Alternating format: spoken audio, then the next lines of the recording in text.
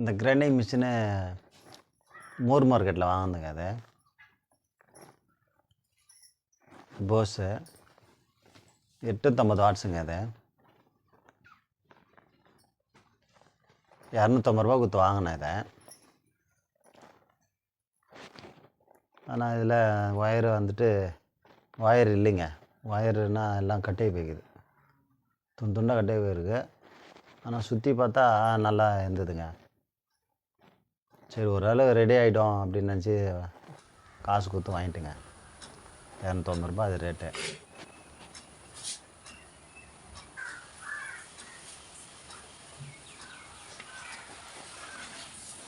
வீட்டுக்கு வந்துட்டு ஆன் பண்ணுங்க. வீட்டுக்கு வந்து ஆன் பண்ணால் சுத்தமாக வேலை செய்யலைங்க. பாருங்கள், ப்ளக்கில் போட்டு ஆன் பண்ணுறேன்.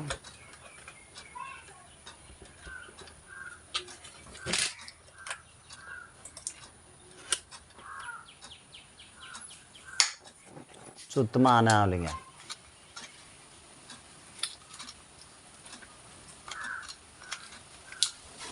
டெட் கண்டிஷனில் இருக்குது.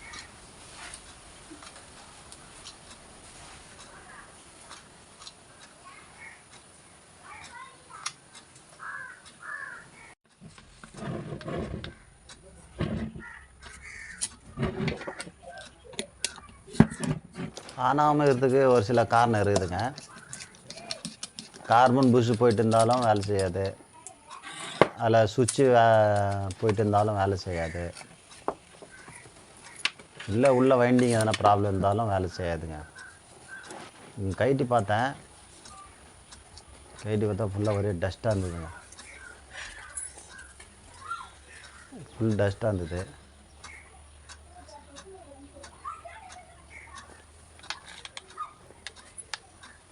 சுற்றி பார்த்தேன், கார்பன் எதனா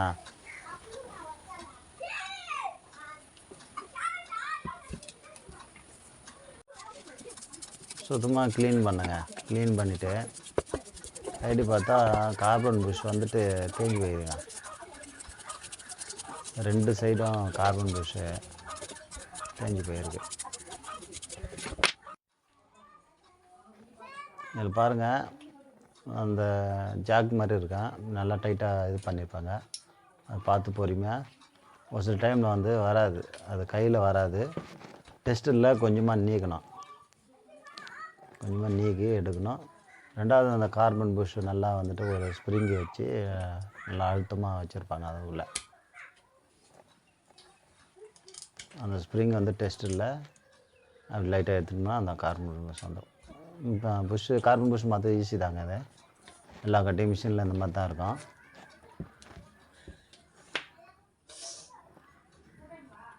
அந்த ஜாக் ஆகிடுறது மட்டும் வசல் டைட்டாக இருக்கும். டெஸ்ட் வச்சு பொறுமையாக நீக் ஆகிட்டிங்க. அதேமாதிரி இந்த பக்கம் அந்த கார்பன் புஷ்ஷு அதேமாதிரி எடுத்துட்டேங்க.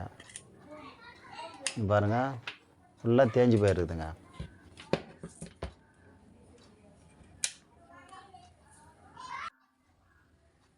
கார்பன் புஷ்ஷு சுத்தமாக தேஞ்சு போயிருக்கு. கண்டிப்பாக அது புதுசாக மாற்றணும், மாற்றி பார்க்கணும். மாற்றி பார்த்தா தான் தெரியும் அது எப்படி ஓடுது என்ன ஏதுன்ட்டு. பாருங்கள், சுத்தமாக தேஞ்சு போயிடுது. 2 சைடும் ஒரு ஈவனாக தான் தேஞ்சிருக்கு, ஒன்றும் ப்ராப்ளம் இல்லை. பாருங்கள், லைட்டாக சுற்றி பாருங்கள், அந்த ஆர்மச்சூரில் வந்துட்டு எதனா டேமேஜ் இருக்கான்னு பார்க்கணும். பாருங்கள், லைட்டாக டேமேஜ் இருக்குங்க. ஒரு பல் டேமேஜ் தெரியுது. ஏன்னா ஆர்மச்சூர் டேமேஜ் இருந்தால் கூட நமக்கு வந்து சரியாக வேலை செய்யாதுங்க.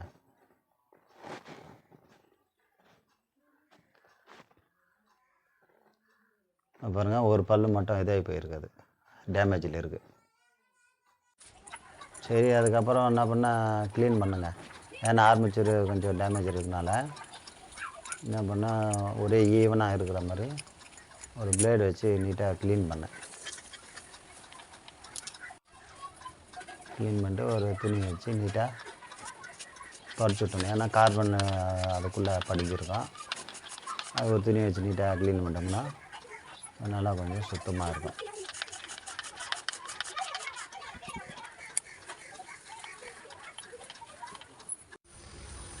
கார்பன் புஷ்ஷு புதுசாக வாங்கிட்டு வந்தேங்க, இங்கே லோக்கல் கடையில் கிடச்சிது. கம்பெனி தான் அது.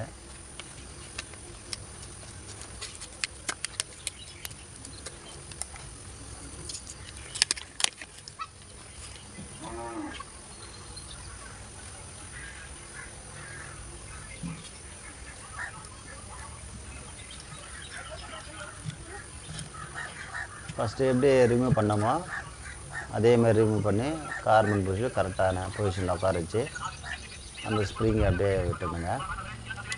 விட்டுருந்தா அந்த கார்பன் புஷ்ஷு நல்லா அழுத்தி பிடிக்கும். கரெக்டாக அந்த பின்னை வந்துட்டு ஃபுல் டைட்டாக சொருவி விட்டுருங்க. ஃபுல்லாக போகிற மாதிரி பாதி சொருவ மட்டும்னா நாளடைவில் வந்துட்டு அது ஸ்பார்க் ஆகி அந்த இதுவே போயிடும், பின்னே போயிடும். அதனால் என்ன பண்ணால் கார்பன் புஷ்ஷு போட்டாலும் நல்லா ஃபுல் டைட்டாக சொருவிடணும். உடல் லூஸாக இருந்தால் கூட கட்டிங் பிளேடில் வச்சு அழுத்தி கொஞ்சம் நல்லா டைட்டாக போடணும். லூஸ் கான்டாக்ட் இல்லாமல் இருக்கணும். லூஸ் கான்டாக்ட் இல்லாமல் பக்காவாக இந்த மாதிரி வந்துட்டு போட்டணும். பாருங்கள், பக்காவாக உட்காந்துச்சு கார்பன் புஷ்ஷு.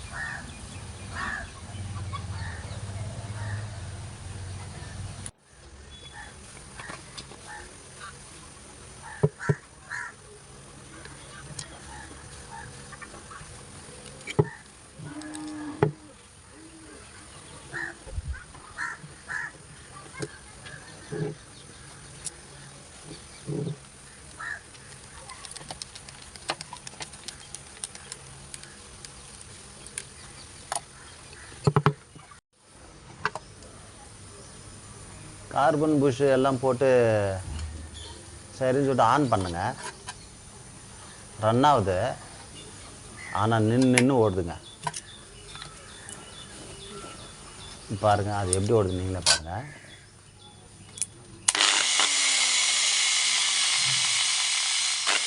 பாருங்கள் ஜர்க் ஆகுது பாருங்கள், விட்டு விட்டு விட்டு விட்டு ஓடுது பாருங்கள்.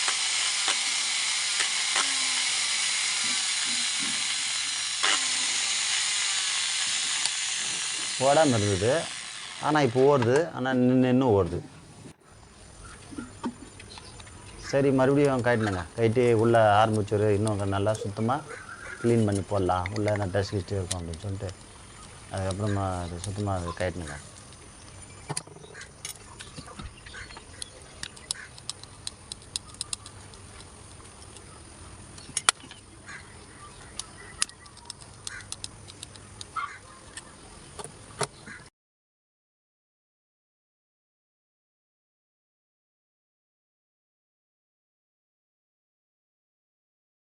ப்ளஸ் வச்சு கைடும் போது கொஞ்சம் டைட்டாக தான் இருக்குங்க. இந்த மாதிரி மைனஸ் ஸ்க்ரூ ட்ரைவர் வச்சு நல்லா கொஞ்சம் அப்படி இப்படி நீக்கினீங்கன்னா வந்துடும். ஃபஸ்ட் டைம் கட்சில் கொஞ்சம் இதாக தான் இருக்கும். பாருங்கள், இந்த மாதிரி நீக்கி பொறுமையாக கைடணும். ஒரு கீர், அது கீரில் நல்லா தான் இருக்குது.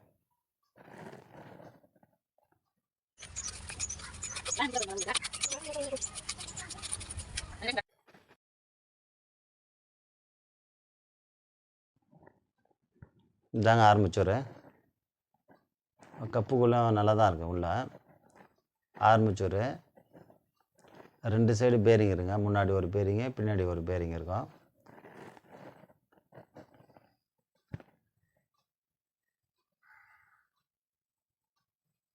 இது வந்து பின்னாடி இருக்க பேரிங்கு. இந்த நேரம் தாங்க கொஞ்சம் க்ளீன் பண்ணுங்க. பாருங்க கொஞ்சம் டஸ்ட்டாகவே இருக்குது. சரி, இந்த மாதிரி ப்ராப்ளம் இருக்குதுன்னு சொல்லிட்டு என்ன பண்ணேன், எமிரி ஷீட் ஒன்று எடுத்து நல்லா தேய்ச்சுங்க. ஏன்னா நம்ம இதில் தேய்ச்ச கூட பிளேடில் மேடு பள்ளமாக இருக்கும். அதனால் என்ன பண்ணேன், இந்த மாதிரி எமிரி ஷீட் தேய்ச்சிச்சு சமமாக தேய்க்கணுங்க.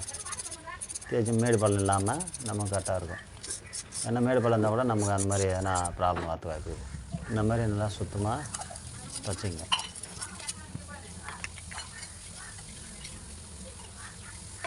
இது பாருங்கள், இந்த மாதிரி க்ளீனாக இருக்குது பாருங்கள். இந்த மாதிரி க்ளீனாக துவச்சிங்க.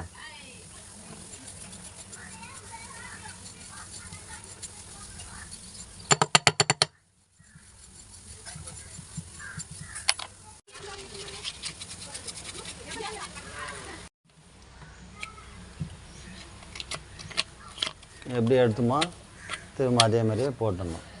கரெக்டாக வந்துட்டு அந்த பொசிஷன் வச்சு போட்டு அந்த கியர் பாக்ஸு கரெக்டாக உட்கார மாதிரி சாமா உட்கார மாதிரி அழுத்தி போட்டு அதுக்கப்புறமா 4 ஸ்க்ரூ வச்சு நல்லா டைட் பண்ணிடணும். பக்கா ஸ்க்ரூ எது லூஸ் இருக்கிறாங்க பக்கா டைட் வைக்கணும். ஏன்னா மிஷின் வாட்ஸ்லாம் நான் வைப்ரேஷன் ஆகும், அதனால் எந்த இது இருக்கக்கூடாது. அதுக்கப்புறமா சரின்னு சொல்லிட்டு போட்டுங்க. ஆரம்பிச்சூர் போட்டேன் ஒன்றும் திரும்ப அதே மாதிரி ஃபால்ட்டு தாங்க வந்தது. அதே ஃபால்ட் தான் நின்று தான் வந்து. சரி ஒரு வேளை ஒயர் ப்ராப்ளம் இருக்குமோ அப்படின்ட்டு மறுபடியும் ஒயரும் புதுசாக மாற்றினேன். ஏன்னா அந்த துண்டு ஒயரு இந்த எலி கடிச்ச மாதிரி இருந்தது. அந்த ஒயர் ஃபால்ட்டு தான் விட மாதிரி இருக்குன்னு சொல்லிட்டு என்ன பண்ணேன், புது ஒயரை மாற்றினேன். புது ஒயர் மாற்றினா அப்படி தாங்க ஓடிச்சு. எல்லாம் மாற்றிட்டான், ஆனால் எல்லாமே சரியாக வந்து வேலை செய்யலை.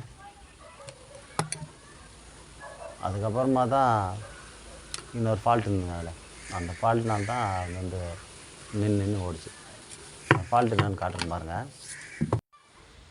இது பாருங்கள், இது தாங்க இது கண்ட்ரோல் மாதிரி ஒன்று வச்சுருக்காங்க. அந்த blue wire white colour wire இருக்குது பார்த்தீங்களா, அதுதாங்க ஃபால்ட்டு. அந்த கண்ட்ரோல் மாதிரி இருக்குது. அது வந்து ப்ராப்ளம் ஆனதுனால என்ன நின்றுன்னு ஓடுது. அதுக்கப்புறம் என்ன பண்ணிட்டேன், டேரெக்டாக கொடுத்துட்டுங்க.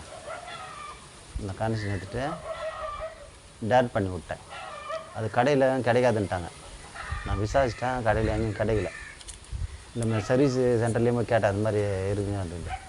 அதெல்லாம் கிடைக்காதுங்க அப்படின்ட்டாங்க. அப்புறம் போட்டேங்க. அது கனெக்ஷன் டிஸ்கனெக்ட் பண்ணிவிட்டு த்ரூ லைன் கொடுத்துட்டு போட்டேன். மிஷின் பக்காவாக வேலை செய்யுதுங்க. பாருங்கள்.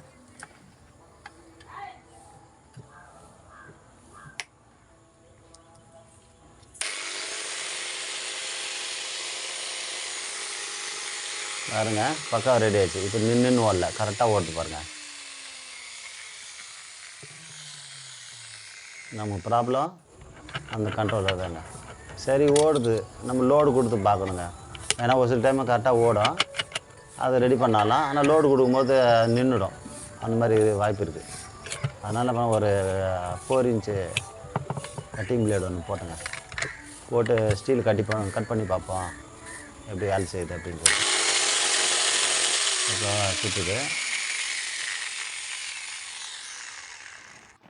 இது பாருங்கள், டிஎம்டி ராடுங்க. அது